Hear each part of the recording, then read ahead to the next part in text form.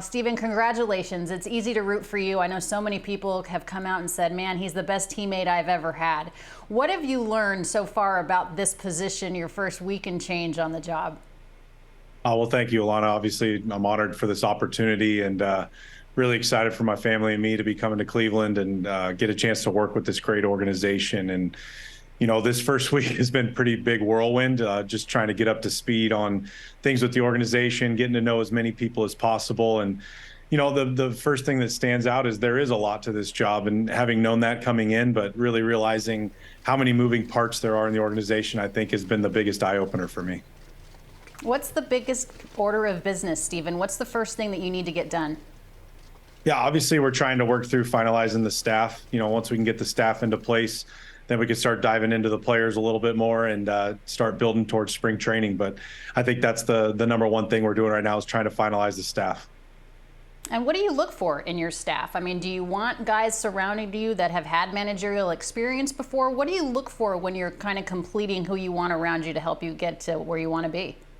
Yeah, I think there's a lot of things we're taking into account, but my biggest thing is I want good people. I want people that are going to push the players, people that are going to work together, people that are going to collaborate and really get the best we can out of our players, because at the end of the day, it's about them and trying to find the right people to do that in various skill areas and development, things like that. But really just trying to find good people that want to win a lot of baseball games, and we're really working through that right now.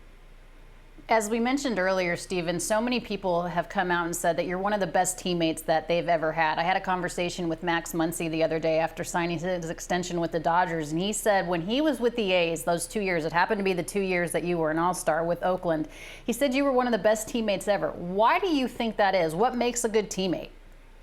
Well, first of all, it's like the highest honor you can ever receive as a player, that you're somebody's, a good teammate and things like that. But, it really goes back to my dad, Randy, and I know you played that clip and made me tear up again. But, he always told me as a kid, you put your teammates ahead of yourself. You push them to be at their best, which is going to make you have to step up and be even better.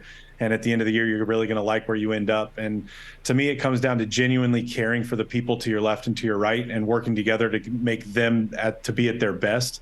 And then that's going to help the group get better, which is going to lead to winning more games. And really, it's just the way you treat people. It's understanding who they are, what makes them tick, getting to know them, getting to know their families. Because we spend more time with our teammates and the people we work with than our families during the season. So if you're not in it fully and you're not trying to give everything you have to them, then you shouldn't be there. And I was wired that way from my dad, and I've tried to embody that the best of my ability throughout my career. So how does that translate to you as a manager? Are you ready to be a psychiatrist? Because one of the things I've learned from talking to managers is you have to figure out how to work with 26 different personalities to work together. Are you ready for that? I am. I think that's right up my wheelhouse. I think that's one of my biggest skills, is being able to relate to people, no matter where they come from, no matter their background, no matter their level. I've always been able to relate to the people around me. And I think as a manager, that's your number one job. It's bringing people together. It's understanding who they are. It's understanding what makes them tick and getting to the bottom of that so that you know how to talk to them, because you have to talk to everybody differently. Not one person is the same. And I'm ready for that. I have the ability and the capacity to relate to a lot of people on a day in and day out basis. And that's what I'm most excited for this opportunity. You're following in the footsteps of a Hall of Famer, a guy that's also beloved in Terry Francona. I know you have him on speed dial. I know that you guys have talked already. What do you want to take away from him? And also, Stephen, how do you want to leave your own imprint? I think, again, I've said it, you can't fill the shoes of Terry Francona, nor will I ever try to. It's taking what he and his group have built here and trying to pick up where they left off and then make it better. And I think for me, it's knowing that I have him as a resource at any time. He's made that very clear to me, and he's going to be a big part of helping me develop into the manager that I want to become. And for me, it's getting the most out of the players and playing hard-nosed baseball like they've been doing for years. Just continuing that and maybe putting my own little spin on it to see how in ways we can get better. All right, we just saw a picture there of Ramirez, an all-star third baseman that you have. The guy's in the prime of his career, but this lineup, Stephen, I think you'd agree, needs some pop in addition to what Ramirez is giving you. Now, you have the Naylor brothers who are coming into their own. I love Stephen Kwan as your leadoff man, but how do you win in the AL Central? If you were able to kind of pick and choose how you want to go about this offseason, what do you need? I mean, obviously, it comes down to pitching and defense, and we have that. I think our pitching and the Guardians' pitching for years has been their lifeblood, and it's going to continue to be. And it's throwing the ball and catching the ball, and we're going to work really hard at improving our defense. It's already been really, really good, and just focusing on that. And then like you said, we need to add some pop, but at the same time, it's understanding who we are and using our strengths to win some games. And we have the ability to make contact. We have the ability to make things happen. And we're going to play that type of baseball. We're going to be taking extra bases. We're going to be putting the ball in play. We're going to be hitting the ball hard.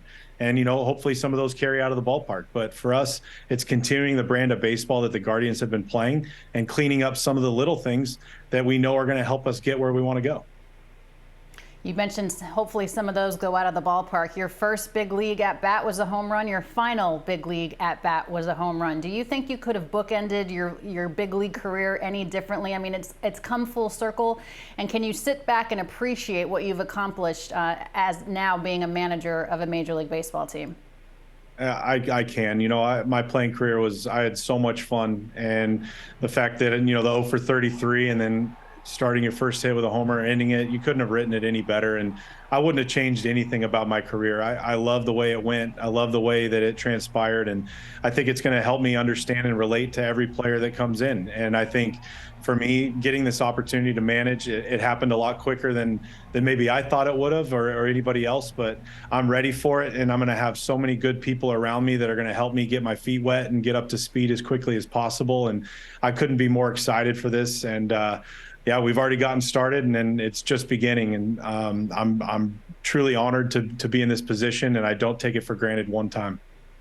All right, Skip, now that you're the skipper, I still need to see Matt Foley impersonations, Chris Farley impersonations. Don't forget about what got you there. You have a great personality. Don't take life too seriously, okay? I won't. The problem is not very many players remember Matt Foley, so we're maybe going to have to come up with a new shtick. But no, I'm going to be myself, and that's the advice I've gotten from all of my mentors is just continue to be me, and that's what I'm always going to be. Yeah, just do Travis Kelce and Taylor Swift. They'll be able to relate to that. Stephen Vogt, congratulations. We appreciate you taking the time. We look forward to talking with you soon. Best of luck, Skip. Thanks, Alana.